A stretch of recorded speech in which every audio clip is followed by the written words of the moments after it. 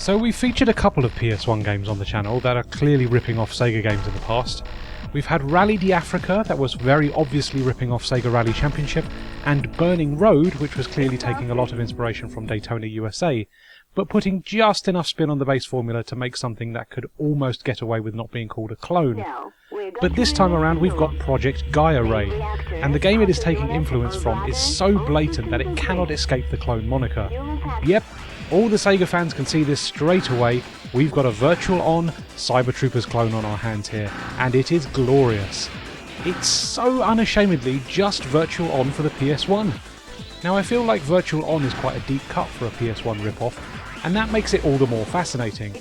Released in October 1997 in Japan only, and developed by Shoeisha, Project Gaiaray feels like the sort of thing that would have been developed earlier into the PS1's life cycle to boost the console's library and help it stand a chance against the Saturn, which would have still been seen as a major competitor to up-and-comer Sony and their original PlayStation. But 1997 was quite a big year for the PS1, with games like Final Fantasy VII, Crash Bandicoot 2, Oddworld and Grand Theft Auto bolstering a world-class lineup that Sega simply couldn't compete with. Yet here we have a blatant case of, well, Sega had this cool robot arena fighter and we don't have one of those moments, and it makes for a fascinating little title that has very little to offer outside of that premise. I think the one thing it does better than the Saturn's port of Virtual On is control a little better without the use of a twin-stick controller. Project Gaiaray does support an analog controller, but it's just as playable using a standard PS1 controller, and as a result it's a far more approachable game than Virtual On.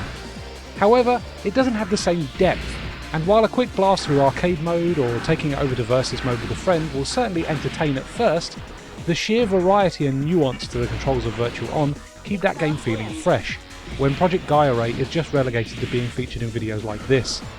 Oh, and it only released in Japan, which certainly doesn't help a game find a worldwide appeal.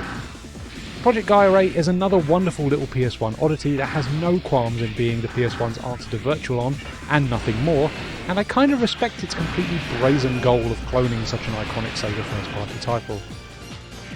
Ready. Action.